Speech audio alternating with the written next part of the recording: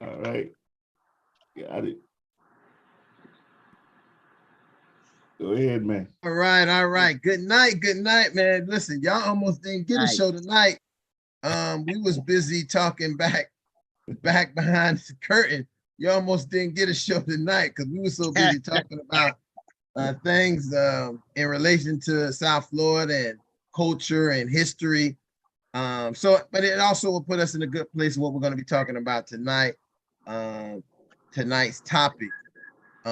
Welcome to Fatherhood Talks. It is the Fatherhood Think Tank where fathers come together to share their mindset about topics that affect us as men, affect our communities, affect our families, and we can learn from our conversation, our discussion. And reason why we call it a think tank, because when people are thinking and talking, synergy comes out of that, as well as education. So we're going to be starting tonight's topic. I'm Ron Osborne Williams. I'm a father, and I'm the gatekeeper or the eyes behind the camera that makes all this go. But it wouldn't be anything without these guys who are going to introduce themselves. Because I, as much as you might want to, sometimes people like to talk by themselves. One brain is never more better than 5 or 6 brains, and so that's why we got this think tank. So let's welcome our fathers here and let them introduce themselves, and let's get into this conversation that we're going to have tonight. Yes, Elder Thomas Alberry, a father of 2 grown. My kids are grown, and I have 7 grandkids, 2 boys, 5 girls. Larry Jordan, father of 2 grown kids, grandfather of 1. Good evening. Brother Johnny Gaspard, father of 2 adult kids, 24 and 20, and grateful to be here, man. Excited about this topic tonight. J. Rob Menard, father of 2, a daughter and a son, 26 and 19.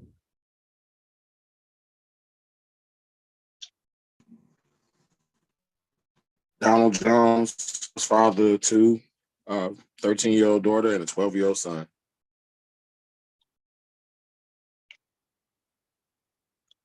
Go ahead, Layburn.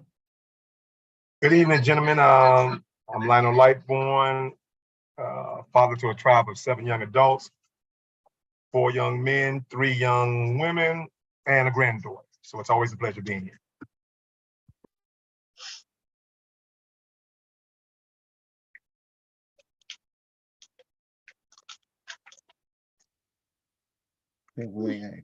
Castro, are you there? I don't know if Castro can come in yet. I'm here. Try to switch my my virtual backdrop. Good evening, everyone. John Alexander Ramirez, father of 2 7-year-olds and a 4-year-old. But I've also come to accept that everybody's child is my child. You got to live and give them love and grace at the same time. Glad to be here. Amen, my brother. Hey, Amen. that was really a good point. That really can almost really put us into what our topic is here for tonight. Our topic tonight is trying our children versus trusting our children. And I think this is very poignant, almost into the point of, when and how, and for me, definitely, because this weekend I had a lot of conversations about a young adolescent that is in my circle, and the concern about people's observation of that young man, and are we trying him or are we trusting him? And I think that is about time for us to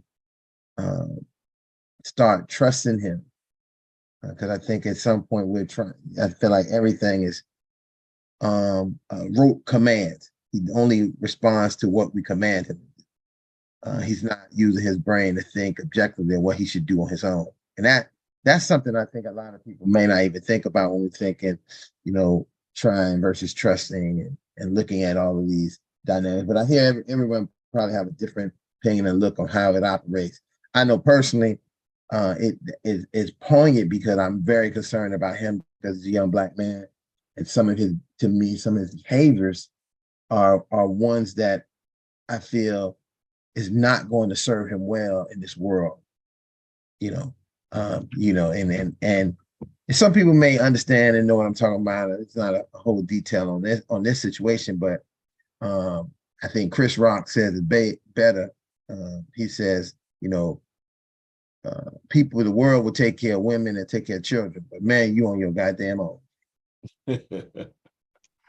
So we on our own. We need to know that, and we got to be prepared to start thinking for ourselves, thinking about how we're going to do things, how we're going to end up being that kind of leader. And so, and also that's part of my job, being in his life to do that. So I think this is a great topic, but also for me, helped me reevaluate some of the conversations I had this weekend about this. Now I get to talk to the fathers who will have some idea about, should I keep on trying them, or should I start trusting them? And how do I resort that to the other parents who are co-parenting him at this time? So I opened that up. I threw that out in the field, and let's see where it goes. Go ahead, Layburn. I know you want to talk. No. Gentlemen, before we get started, Lightborn, I'm sorry, I'm gonna be rude. I'm gonna interrupt because I forgot to say this when I started. Ron, congratulations on your PhD, my friend. Oh, yes. Congrats. Proud moment, brother. Proud moment. Thank you. Go ahead, bro. I'm sorry. It was a well-deserved interruption. I actually made it out to the graduation. It was a very tribal experience. Mm-hmm. To know when you walk across the stage as one of us, you walk across the stage for all of us. It's just the way we live. So that's just my sentiment. But nevertheless. But like more than that, I hate it. You're absolutely. I think that you were there, so you've seen the number of people that walked across the stage. Correct. What it looked like and it was exactly that. For me to be on that stage and to do that, it wasn't just for me. And I think even at the dinner when we had the little luncheon, that's the one thing I wanted to share with everybody who came. And I want to share even with you guys. This is not, it might be my name on it, but it represents all of us. Because if we don't continue to think like that, I think that represents only me, who I am, and it really won't end up meaning anything. Because without our community, without our base, without the people who can push us up to those places, everything else is useless. So I accept all the congrats, but I say that this is not done alone. It's done with, as I think Lightborn said, I believe this wholeheartedly, is really done in the community for the community. Because I could have just did something else, like 200 kilos of cocaine and had $73 million in a Swiss bank account that got took by the FBI. However you decide to go about it, bro, you are a bridge builder. So I respect and I admire and I look to you, and you're inspirational to me, dog. I'm gonna get my PhD, and like you said, it's the community. So much love and much respect, dog. Thank you. Right. For sure. Yeah. Congrats, big brother. Proud. And then, in the spirit of Ubuntu, and I know Moran know exactly what that is. So in the spirit of Ubuntu, which is just simply translated, I am because we are. I mean, that's the whole spirit of this conversation we've been having for the last year and month now? It's amazing how time flies when you're having good conversation with great brothers. And so I'm very indebted that you guys will share this space with me on every Tuesday night and allow me to grow into a better self. So I'm okay with that. Now, as it pertains to the topic of trusting our children versus trying our children, I think we need to look out for the traps of our children, right? Because in that statement, trusting versus trying, there is a trap for our children. And so when we think they're old enough to trust, you understand? Then the system gonna treat them as such. You understand? And so that will dictate their chances. When we said that, and if we still functioning within a slave mentality of slave are not allotted not allotted. I'm not even gonna say not allowed. Let me just say allotted because I want to sound really intelligent because Ron's got a PhD. So just a fancy word for allowed. Anyway, they're not allotted those kind of mistakes, you see? And so when we start putting that burden of trust on our children, what we all know, especially if you're Christian, especially if you're any type of God-fearing man from any type of faith, you know that trust don't belong at the feet of children. That's right. To God. And That's so right. put that type of responsibility and accountability on your child. You understand? I don't care how we try to minimize the word trust. Trust still have a level of accountability and equity that will sacrifice your child, or that will make you sacrifice your child. And I think a good example of that is the Central Park 5 or 6. Yes, yes, yes. And so this is what happens, and that's a great example of when we put that level, or let a society or a system put that level of trust on our children when they distributing the laws to try their children. That's why when they try our children, the outcomes are so different. Because guess what? A black boy is never seen as a black boy. He's always seen as a black man. Exhibit A, Trayvon Martin, and so many other young black men that have gotten smoked and killed by law-abiding or law-protected or law-serving individuals.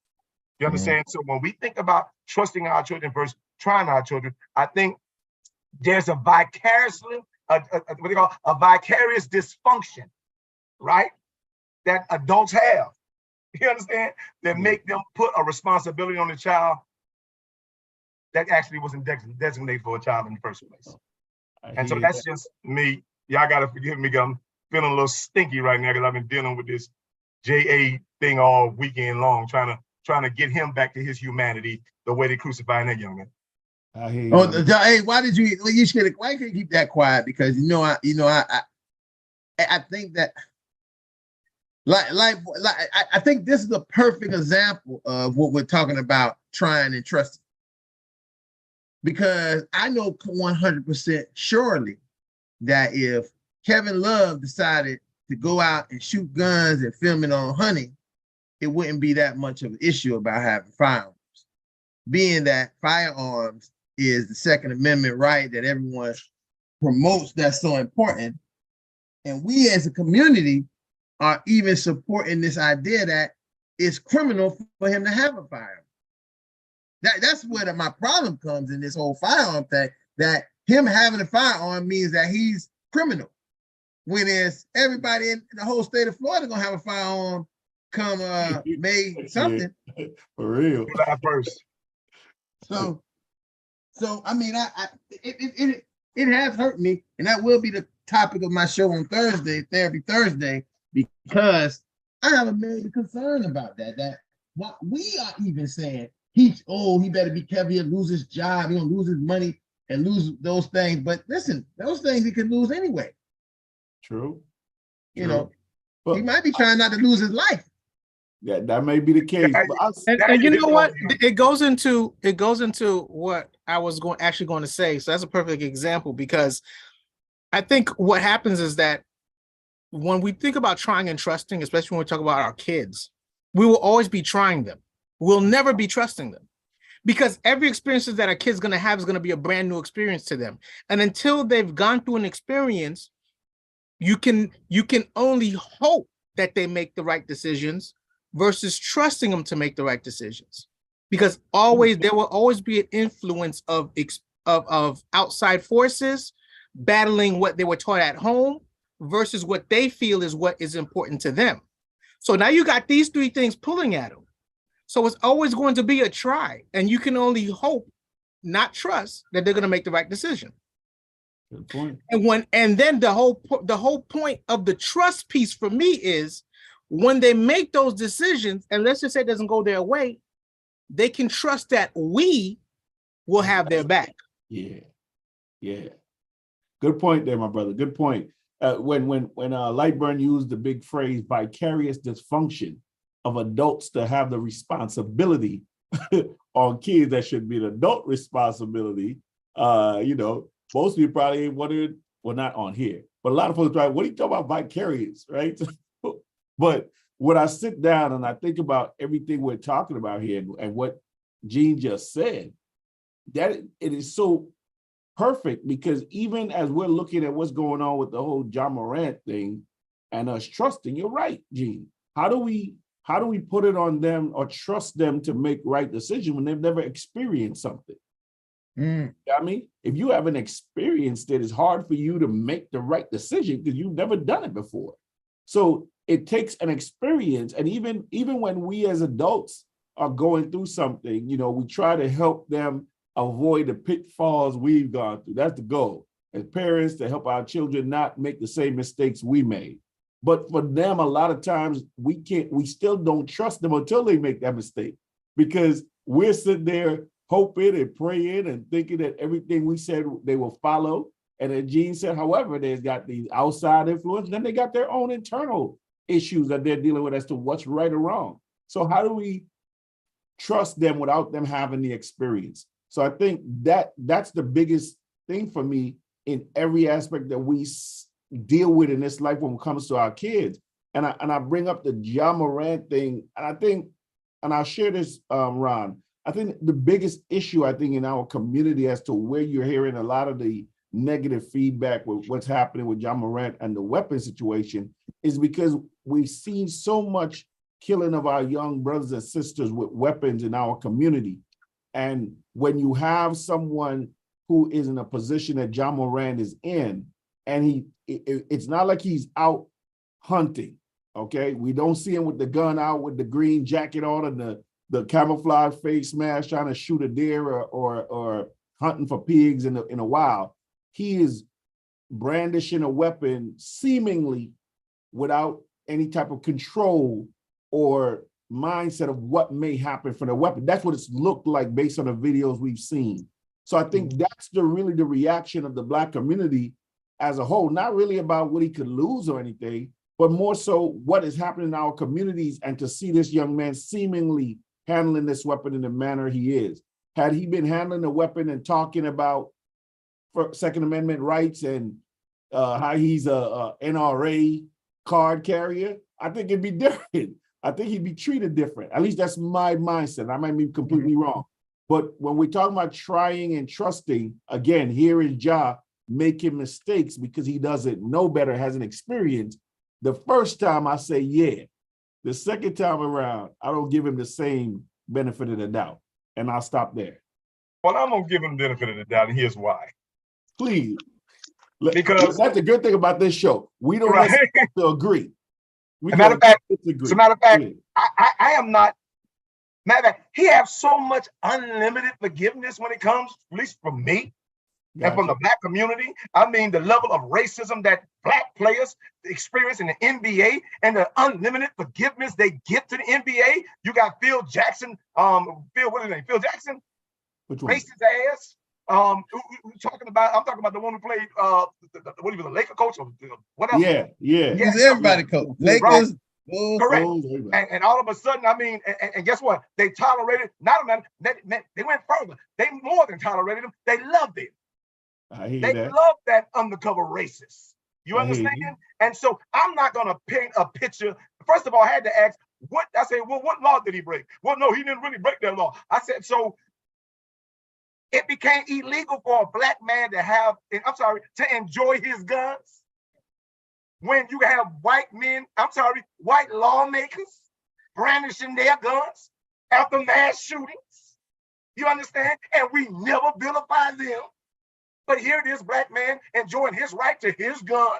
And all of a sudden, I said, what we're not used to is a Black man having a gun in his hand. That's what we're not used to. We're used to Black men having a gun to their heads. But when a Black man, and talking about it's not a controlled situation, I'm like, it looked like a very controlled situation because he looked like he's in control of his gun and he could come against anything that come against him. That's the real threat. You understand? And so I think we need to control our narrative. That's what we need to do. And get these niggardly Negroes off these televisions right here trying to skew and already pew on. You understand? And I mean literally pew on some stuff that these glorified jocks. I'm like, man, you're athletes. You're not advocates. You're athletes. You're not activists. That's why I hired you. You are a glorified buck. You understand? You have no propensity to really think freely. You understand? To free anybody. So do what they paid you to do. I think the white woman said best, just bounce the ball. Just dribble and shut up, right? Just dribble and shut up. And that's just a bunch of dribbling and shutting up Negroes. I'm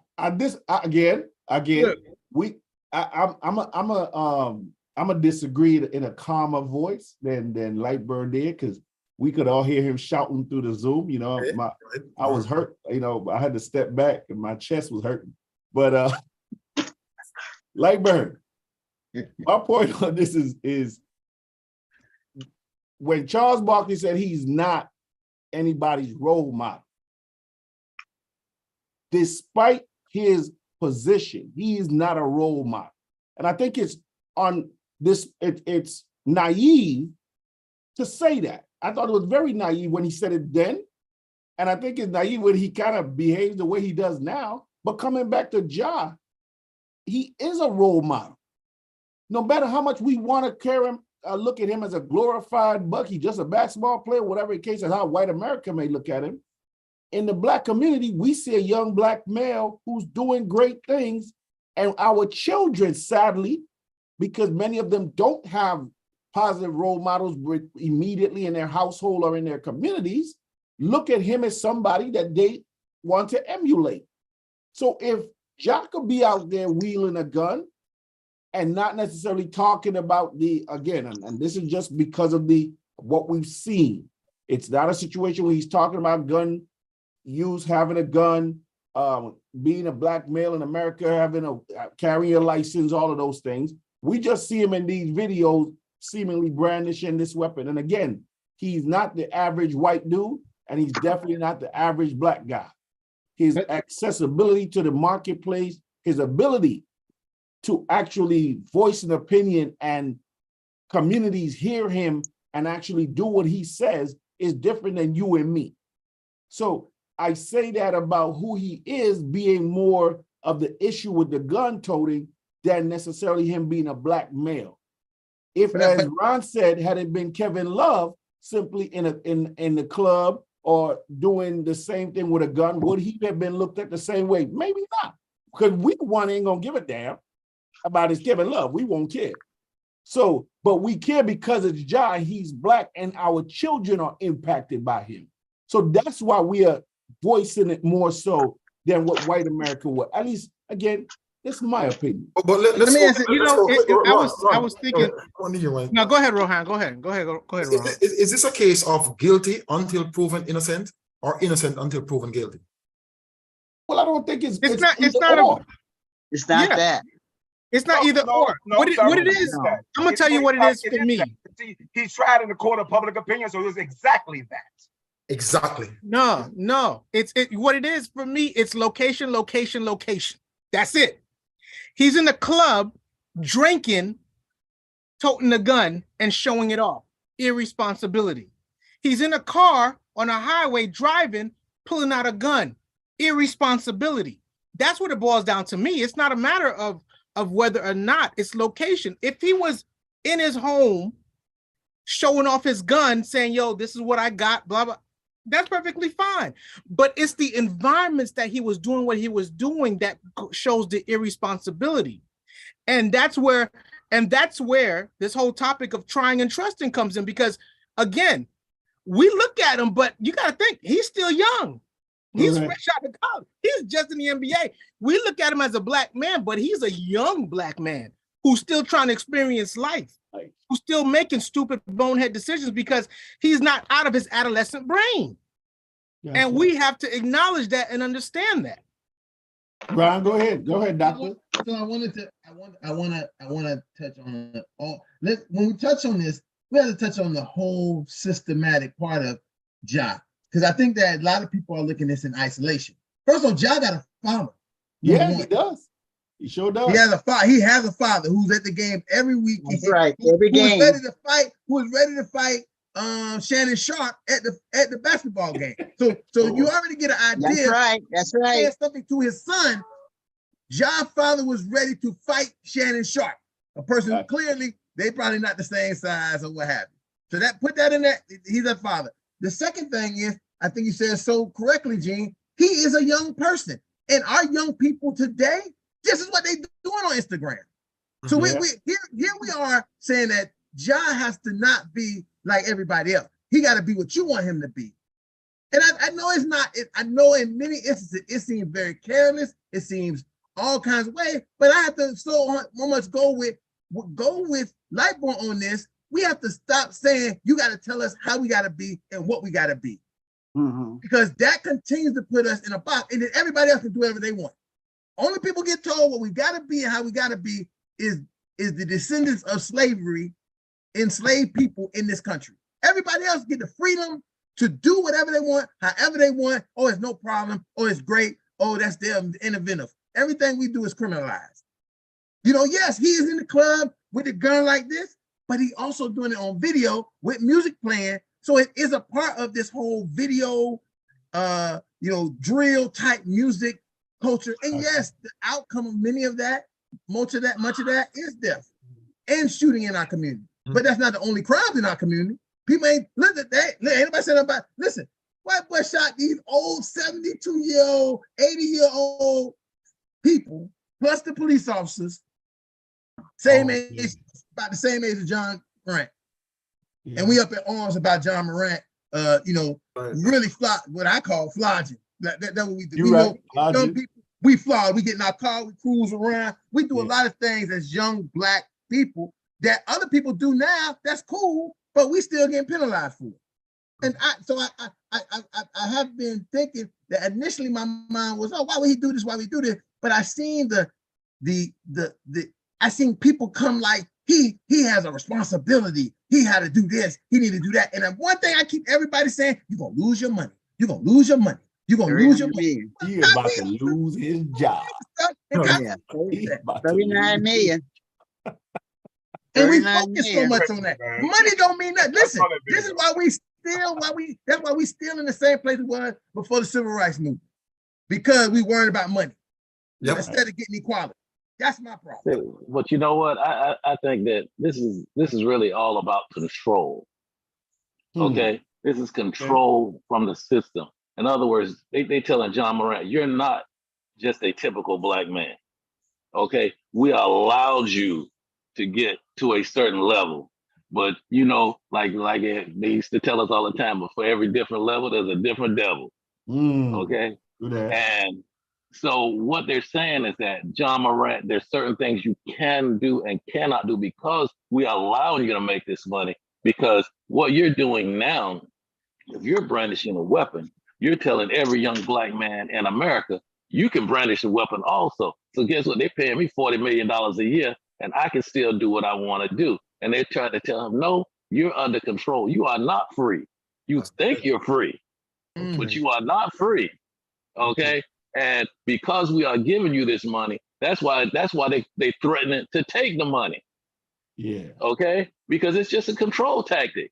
If I just take your money, now you like everybody else, and you don't want to be like everybody else, do you? No. You know, you know what? Control issue. Everybody, you know what? And I say, this is one of the points I made. I said, everybody want to be Ali until it's time to be Ali. You understand? Yeah. Oh, everybody want to be Muhammad Ali until it's time to be a Muhammad Ali. I'm like, they took his title. He was like, it's not gonna make me a lesser person. I was watching the Michael Jordan movie last night, and they were saying, I think it was this phrase that they use. They said it's not the shoes, it's the person that stepped into the shoes. Yeah. If you think, and I'm gonna tell you the problem with Negroes, they think it's the shoes that make them. That's the Negroes I'm talking about. And when I said glorified bucks, I wasn't talking about J.A. I was talking about like a Stephen Smith. Okay. And the rest of them. Those are glorified bucks. Gotcha. J.A. one of my children. Matter of fact, he's my youngest daughter's age, or my second youngest daughter's age. And so it's no way in the world I'm gonna always view him through the eyes of a father. And so guess what? I turn into a lion when you're talking about one of mine. And if I see him as one of mine, like Castro open this thing up, you're gonna get that lion. That's why my name is Lionel, not Lambert. They would have named me Lambert. They didn't name me Lambert. My name is Lionel. Lion L. You understand? So you're gonna get the damn lion when you're messing with one of my cubs. That boy is one of my cubs. You understand? And I'm like, listen, let me be very clear. for the rest of these niggas. I'm like, listen, we will die for that boy. Never get that twisted. And you understand? And that's the difference. That's why I love, and that spirit is so unique, because I see the same slave mentality is what got us on that expensive cruise from Africa. That's all I see. I see just how, like, oh, yeah, I said, that's how y'all convince them to get on the boat. Because we sold each other on the boat. And so they're saying they don't even give a damn about his mortality. It's almost like he wasn't worth nothing until he got to the NBA.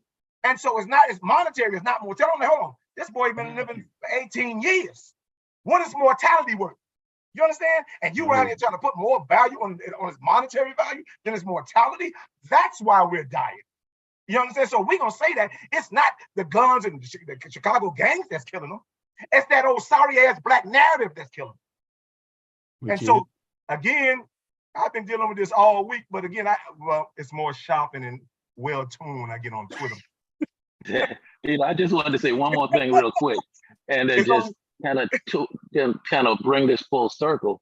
Not only do they do this to our basketball players, they do this to all our athletes. They do this to our entertainers. And just like we talked last week, they do this to our politicians.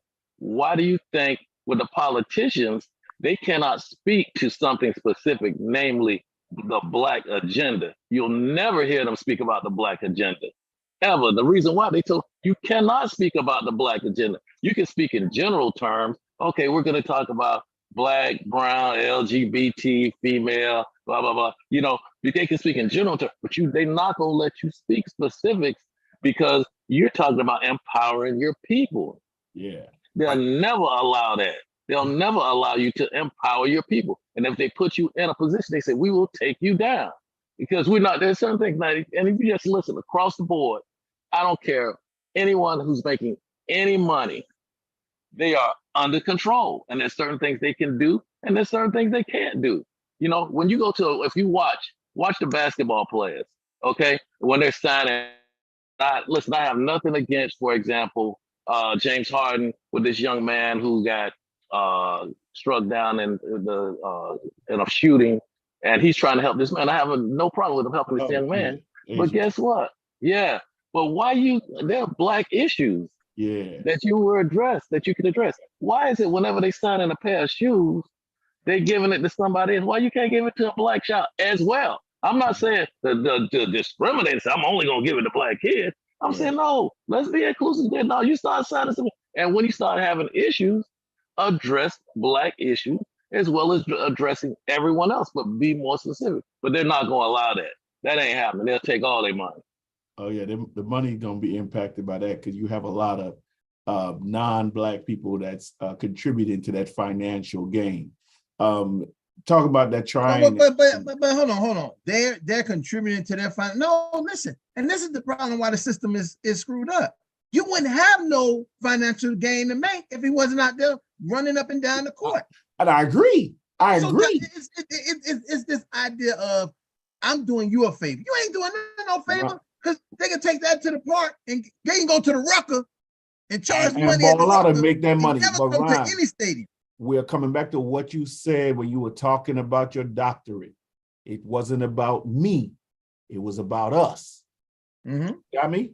But when they started talking about my money, that's when people's mindset changed, because if they were never thinking about my fund. If we always thought about us as a whole, the NFL would be able to strike and the players would control more.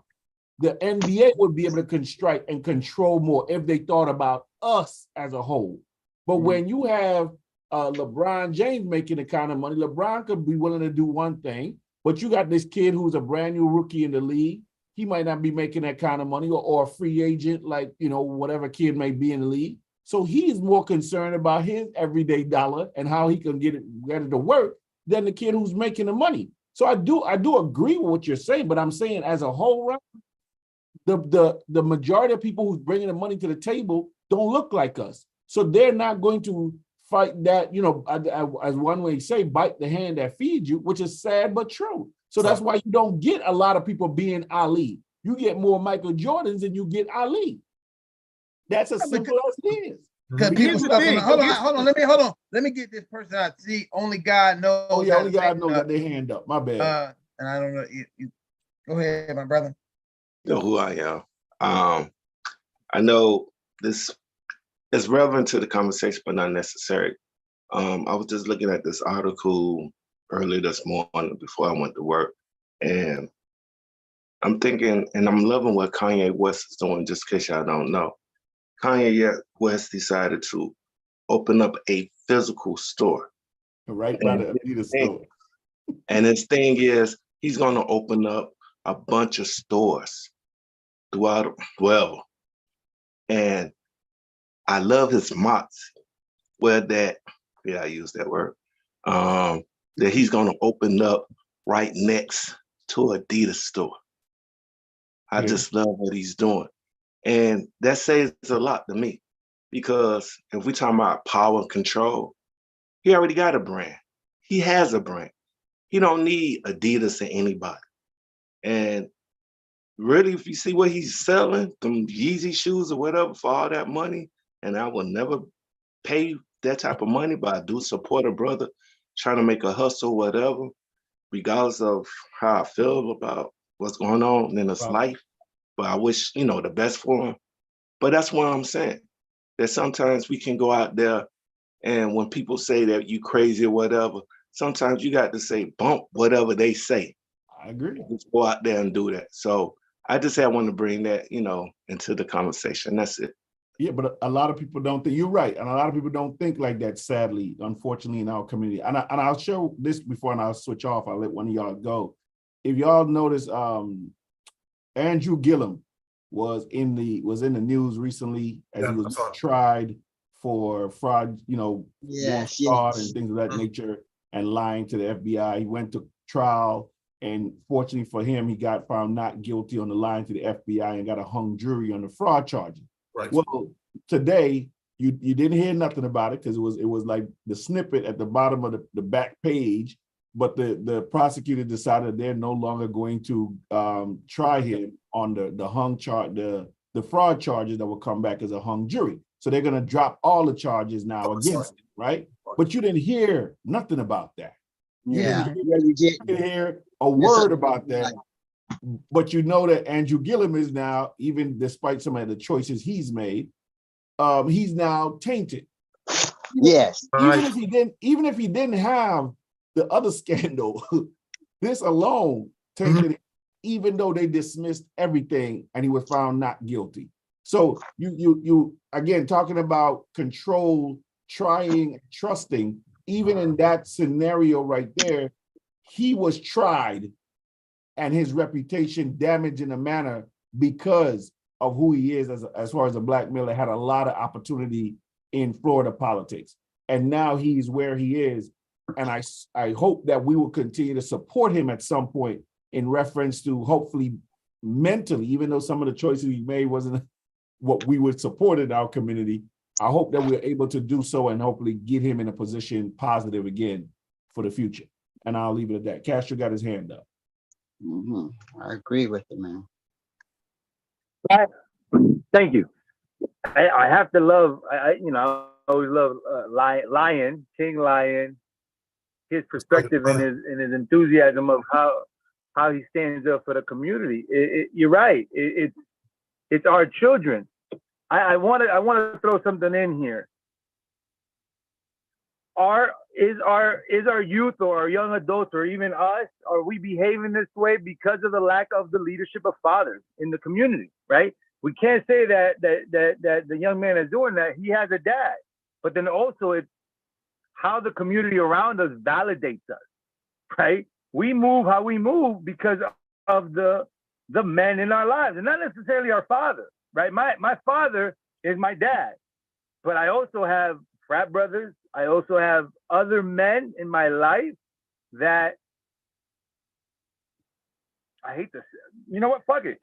I would at certain capacities, they have a higher their validation to me on certain things is higher than my own father or my own dad, my own uncles, right? And it is what it is, right? I'm 42 years old. I've been out of my house since I was 18.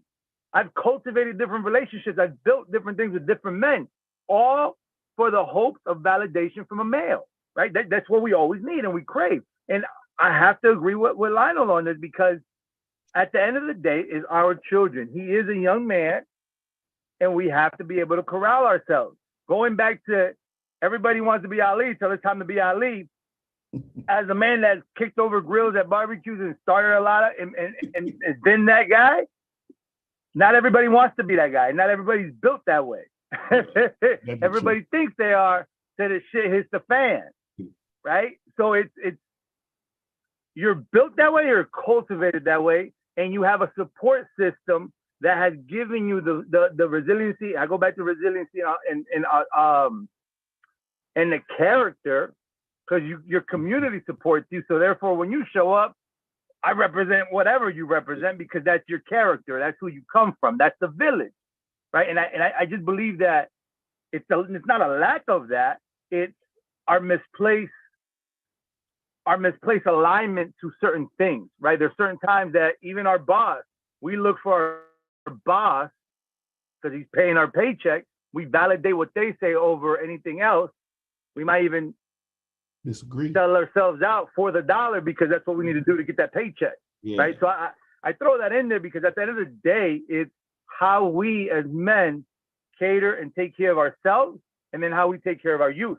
Because that's, to me, that's the example, right? I see Brother Lawrence and I see Elder Thomas, the elders in the group, right? I have a high regard and respect for them because I see how they manage themselves. And that to me, that just goes back to the model behavior that we as men are supposed to show and need to show. And I'm a dad all the time. I don't stop being a dad because I'm not at home.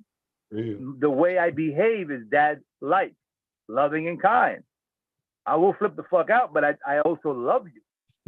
So you will protect your cubs, as Lightbird said. You will protect your cubs, even the one that ain't in your house. Right? I think it was well said by a poet named Freeway. He said, "I snatched the dishes out of your kitchen."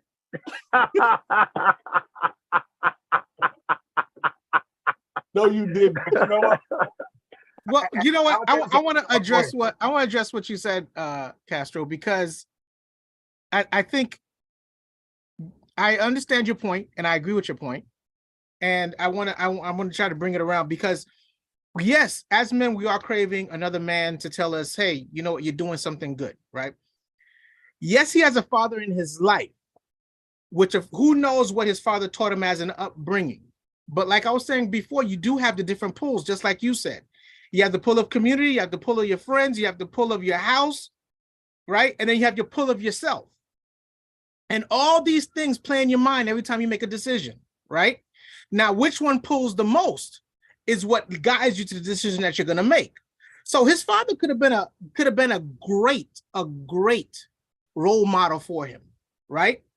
But in the instance where he is, or not, I'm not going to even use him as an example, but just a person in general, if I'm around my friends, that pull at that time is going to be a lot greater. It's up to me to fight it, to say, you know what, I can't do it because of these other things around me, or what I've been taught, or how I was told I should handle certain things. But realistically, we're human. Sometimes we act on impulse. Someone says, let's do it. We're like, yo, let's do it. We act on the sense of, sometimes when you're in a group, you don't want to be the one that's going to say, you know what? I don't want to be the one that looks like a Debbie Downer. I don't want to be the one to party pooper. So I'm going to go along with the crew to a certain extent, right? But again, we are going to make those decisions. And it doesn't matter. And one thing we always have to keep in mind is our kids have kid minds, and they will always continue to have kid minds compared to us, because every year they grow is another year we grow. And we're hoping that they get wiser in their decisions as they continue to grow, like we got wiser. You could tell somebody, hey, look, you know what? There's $1 million that I'm going to give you if you just do A, B, and C. Now, I need you to do in this order, and it's going to take you a while. You know what the answer is going to be?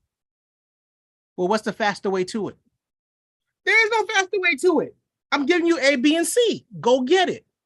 But again, your mind is going to tell you, no, there has to be a different way or a better way, regardless on what these people are, how they're guiding you, how they're, teaching you and structuring you. So it's up to you over time through your experience to understand that when they lay out a blueprint, follow that blueprint. How many times in life have you ever said, damn, man, if I just listened, I wouldn't be in this crap right now? You see what I'm saying? So it's just human nature. So we can't, and this is where I agree with Light, but we can't stick these people up on a pedestal that they don't belong. Because that's what we do when we put these young kids up above everybody else and say, hey, look, you are my role model. You're a 50-year-old man. I'm not your role model. And you're making $27 million. So you should know better because you're making $27 million. $27 million don't really mean anything to these kids and these people, because you know what? They haven't been working for money all this time. Their money is not even real to them. They love the game that they play half of the time. That's how they end up getting screwed around on their money later on in life, because it wasn't about the money. It's about the game they love. And guess what? John Morant has an opportunity to be his own individual self. And he's crazy wild guy. And you know what kills me more, and I think that what kills me more is there's so many other athletes who have did, I understand that you're wiser now, you're smarter now. But you're only getting on camera because you get paid to get on camera to say he's doing this, he's doing that. Call him up personally. Don't get on nobody else. Don't get on nobody else's show. Don't get on your own Instagram. Don't get on these things and say those things about him. Call him. If you're really concerned about him, call him. Everything else you're doing it for your own celebrity to get pub off for what he did wrong or what people feel that he did wrong. You got to really help that wrong. How the elderly say it. You got to tell them how the elderly say it. What happens in this house stays in this house, and we deal with it in this house. Right. Don't take our house business and make it public.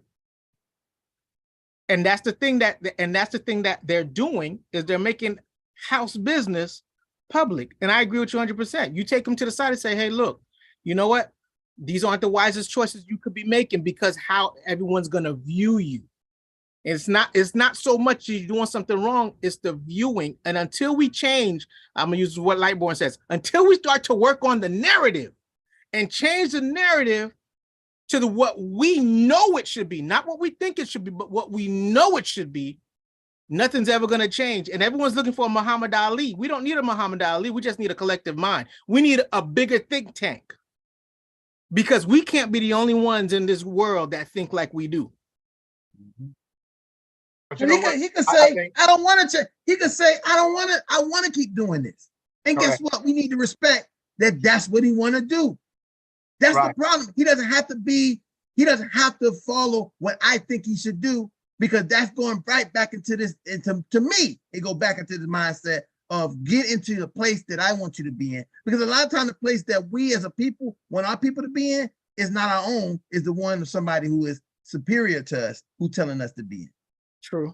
I think, and this is the thing about, because I think we're hypocrites for the most part, and particularly the more responsible we get, the more hypocritical we get. Because I saw Luke commenting on it, talking about, where's this boy father? And I'm sitting there like, Negro, I know you. You understand? You had a great father. You understand? You had a great father, but yet you made the content that you made. You understand? You have an educated family. And you came from an educated family. And you came from a godly family, but you still made the content you made. You built your brand on courage. And I'm going to tell you, if you want to be out of the box, it takes courage to be crazy. You understand? And so with that, you understand, instead of cultivate this boy craziness, like guess what? Like the adults cultivated our craziness, Luke and everybody else. You understand? We want to crucify his courage. Because contrary to popular belief, whether the courage is crazy or not, it's still courage to be yourself. and your authentic self, that is what's going to make him not only the greatest player, it's what's going to make him the greatest human being. I got a lot of that inspiration just on watching Air last night, the Michael Jordan movie, because the fact of the matter is, and this is what we didn't know, it's a lot of stuff you didn't know.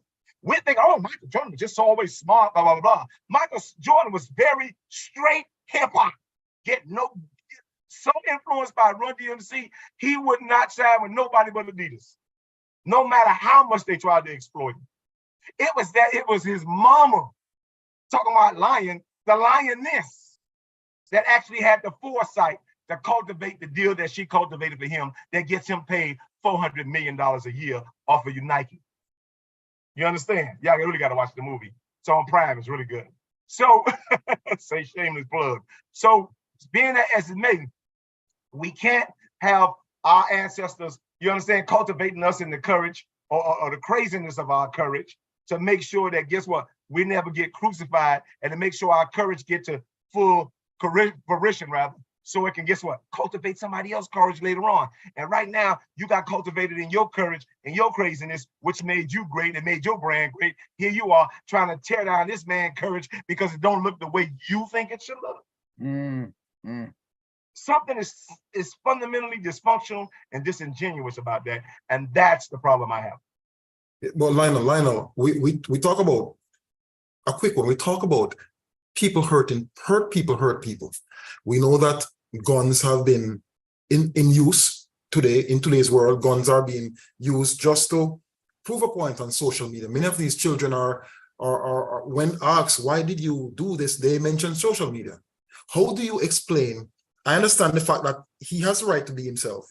He has the right to express himself. Whether you're Caucasian, Latino, whatever your background, but we are seeing more people killing people. And mind you, that could be a whole nother subject, but we know one thing is involved. We know guns are involved. We know young people are involved. We know innocent people are dying. Innocent children are dying. So I hear you guys. I hear we're talking collectively here. But we really need to not only talk about a guy who makes the how much million, whatever zeros, they use that term zeros. We need to talk about the poor guy, the people who go to Walmart who didn't make it home. People who go to church who didn't make it home. And those are some of the things we really need to address, because I'm telling you, if things continue this way, let me repeat, wealth is being shifted. You guys may not see that. As the wealth is being shifted, somebody's gonna get hurt. And that's something we really need to maybe talk about and see if we can save some lives. Because personally speaking, I don't like how things are looking, man. I'll be honest. But Rohan, you know what you just explained so eloquently without knowing you explained it? Right. You explained the cowardness of the public. And I'm gonna tell you why. You know why this became such a NBA problem? Right? You know why we making this such an NBA problem? Because we don't want to face the NRA problem. That's the problem. And so it's easy to make it and fight an NBA problem and blame this young man than to actually try to face the NRA problem and know that, guess what? They too big for us. So let's just stomp on this young black man and make it an NBA problem. That our young black men are getting killed by high-powered rifles that cost a minimum of $1,500, and they can't make $1,200 rent. And so, is it really an NBA problem, or is it an NRA problem that we're too cowardly to address? And that's the big problem for me. Question: how do you address the NRA problem? Money, M-O-N-E-Y. Well, that's how they. Yeah, well, is it really question though? And the reason I'm asking this is because I'm recently filing for a 501c4, and a 501c4 is a nonprofit status, right? The NRA is a 501c4, right? So just perspective and understanding of, is it an NRA problem? Is it an American problem? Is it a money issue? I think there's a lot of underlying tones to that, because there's a lot of people in the minority community that are part of the NRA. Yeah, but so but the thing is this, and I'll tell you why. Because now you're getting on a political stance, right? And Right, when you that's talk about the lobbying side NRA, of the C4. when you talk about the NRA, you also have to talk about the politicians that they're funding their campaigns. So when you sit there Yes. and you hear these people saying, well, it's not a NRA problem, most likely NRA funded their whole campaign and they continue to fund them. So I'm not going to bite the hand that feeds me, so to speak. Right? So in essence, if you get rid of the NRA, if I talk bad about the NRA and the NRA pulls their money, I have no more funds to run in my next election. I could lose. So it's not really, and so it all boils down to, it does boil down to money, and who are they funding and who are they feeding this money to? And so that's why you will never have an instance where you're going to have all the politicians in one place saying, you know what, we need to slow the NRA down. Because it's a money thing and it's just not going to happen. Well, yeah, I mean, and again, if you know anything, I'm a member of the NRA. I'll tell you, because I'm a member. And they sent us our magazine, and the magazine has a grade book for every political official, local, state, national. And it has their name and their district and what they send. That's the part of their publication that they send out twice a year when it's voting time, to tell you as a member of the NRA who's trying to take your guns. So it says, yes, they good. I say no, bad.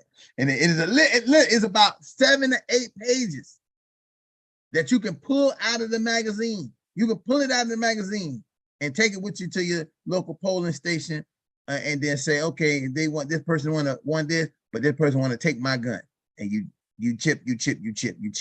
So I mean, again, you gotta get inside the houses of some of this stuff to know what's going on, because many people talk about the NRA and don't know anything on how they kind of operate. You just say, oh, they're the gun lobbyists, but they're more than the gun lobbyists. They're also the ones who talk about gun. Their whole premise is gun safety. So the NRA would not support John Morant, right? Well, shit, they didn't support Fernando Castile. They ain't support him. So they ain't gonna support no John Morant. You know what I'm saying? We have to understand that you don't hear no argument. And again, it's because this is all a systematic plan. Right.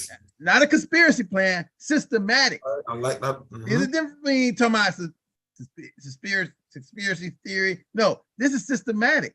And it's been systematic from the time of gun codes and laws that came into play in 1800s.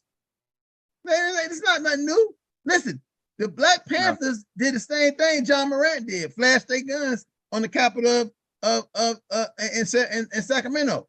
The next day, they had a new gun code law. That's the fastest legislation you ever seen in your whole entire life. So I want to throw something to the body. If and I don't know what everybody knows, and I don't want to talk down on anybody, but understanding what Ron was just talking about, a 501c4 is a business transaction. A 501c3 is a charitable donation. Now, why do I bring that up? Because if I do business with you, Lionel, I'm in business with you. I write a check, I stroke a check, and I align with your vision and your mission of what you're doing, right? A lot of people in a lot of our organizations, minority organizations, are 501c3, and we out here looking for handouts for nonprofit versus looking for fucking alignment in what we're trying to do and advance in the community. And that, to me, is really where it comes down to it. And we don't understand what the difference is. As I remember reaching out to my account about a year ago, I said, bro, what is this 501c4? Explain it to me. He said, you don't want that. It's not easy for you to get that kind of funding. What you mean? So I share that because when you start talking about stroking checks, it's about alignment, and it goes back to the money, and it goes back to the politics, and however you want to stroke it. At that, is somebody aligning with what the mission and vision that you're doing, or they're just donating so they can get the write-off, right? And either way, you're still getting funded, but are you selling yourself out, or are you really truly finding partners that are aligning with you in the community and work that we're doing, right? And I just want to bring that up because I feel that if we don't know how and what goes around us, we're we're lambs. We're not lions. We become lambs. Castro, Gentlemen, I gotta go. I have to jump. But love, yes, Rohan. think about it this way. Your values shows your action and your intent. What you just spoke about, you spoke about values and you spoke about money, which most times go hand in hand. And as you said before, I'm not an Irish agent, but you said it perfectly. Money can be given for a write-off for taxes, or money can be given based off your values and your intent. And if we're in a society where we have so many different values, the money is going to follow where the money is going to go with those who have the same values. It's just that simple. You'll get this what's left of it or contribute towards your cause or so forth. But at the end of the day, it's going to go with, again, your values and your actions. I totally agree with that. But I just want to come back to this. The NRA main goal and thrust is the Second Amendment, right? Right. John Morant being on Instagram on a live with a firearm is his Second Amendment right. Okay. Yes. So I get a little annoyed when we don't want we want to not advocate for the laws that is in this country. We'll say, oh, they're unjust, but when there's time for us to advocate for them to be appropriated to us, we find a way not to appropriate them. He should be appropriated to understand that, hey, he has a freedom to come out there with as many guns and dance around and throw them on the ground and dance around them and do whatever he wants. Because guess what? There is a whole culture of that on social media. There's a dude with long dreadlocks, the man shoot every kind of gun. He get all the people to come, they shoot all these guns. Again, all that's protected under the Second Amendment. Ron, what you're saying, let me tell you what's very hypocritical about us, and particularly the Black us. Now, the transgender woman got endorsed by, was it Bud Light? On social media every week, and I kid you not, you can pull the videos up. Every week, you got some redneck on there, literally taking, I don't know what they really get, because I'm like, now, you ain't supposed to get semi-auto. They got fully automatic assault weapons shooting up in their backyard, shooting Budweiser. They buy the Budweiser case, which don't make no sense to me. I'm like, why'd you spend money on that much Budweiser just to shoot the cans up? And I even seen one, actually, and this is the truth. God, if I'm lying, I'm flying. I've seen one guy in rural whatever. Dude had a army. It's a tank. What do they call it? The tank gun. The one. Oh yeah, like 50 cal. 50 cal. No, the one where you load the round inside the big gun and then you shoot it. You pull the level and it shoots to blow up the Budweiser, the Bud Light.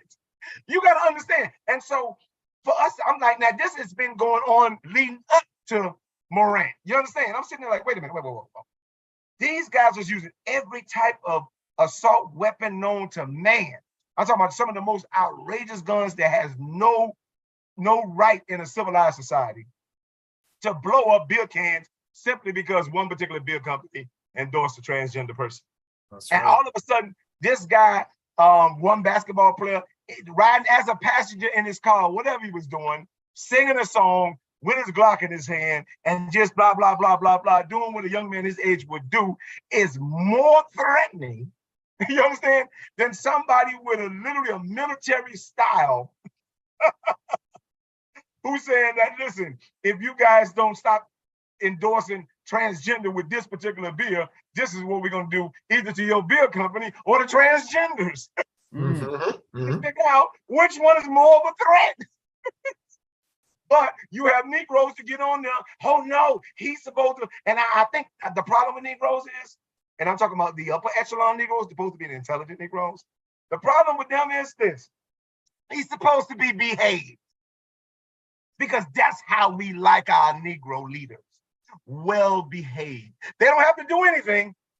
But as long as they behave, that's empowerment for us. That's why nothing ever gets done for us. And that's my problem. But I digress. That's just me. Perception, my friend. Perception. That's what that's all about. So, hey, man, this was I think that, you know, here's another night where interesting topic turns into something that is presently focused to us and something that's going on right now that we can look at and really decide to, you know, make decisions on how we need to start looking at it. And you heard different opinions of this, of the whole thing. I know that if you're watching, you probably have your own different opinion. Challenge. Hey, again, you can always write us, leave a message, and let us know how you feel about it. And we you know, we can always address that comments, concerns, and I'll bring it up. We are looking soon, and when we are months away. When the school year starts, we'll be starting a little bit different. We'll hopefully have a little bit more interaction with our audience for them to be able to send us in comments, titles, shows they would like to see, things like that. We're gonna have a whole segment for you to be able to get in contact, for us to, you know, get in back contact with you and actually show you if you know how to be on the show. I think I'm in right now in negotiations with an organization who wants to come on the show, and they want us to kind of host the show with them. And you know, and that's one of the great parts of being able to do that. And one of the great ways to be able to do that, because when I look at that, then we're expanding a little bit farther, even outside of our reach, with different organizations who want to have these conversations with fathers and different fathers. With that being said, fathers, thanks everybody for joining us. And hey, repeat after me. I am a man. I am a man. I am a man of honor. I am a man of courage. I am a man of courage. I am a man of respect. I am a man of respect. Fathers, I say that I am. I say that you are. You are. I say that we are. We are championship fathers. Yes, sir. All right. Lion. Amen. I see Elder Thomas trying to come for the title, LJ. Okay. That's strong too. Strong. Yeah. Y'all fellas, love you guys. I look forward to seeing y'all tomorrow on the private. Well, yeah, again, we have tomorrow night. We'll be having our private conversation about this same thing. You know, and we welcome any fathers who are willing. We'll be getting that information out. You can look right down in the comments on how to get in contact with us, how to get involved with it. All right. With that being said.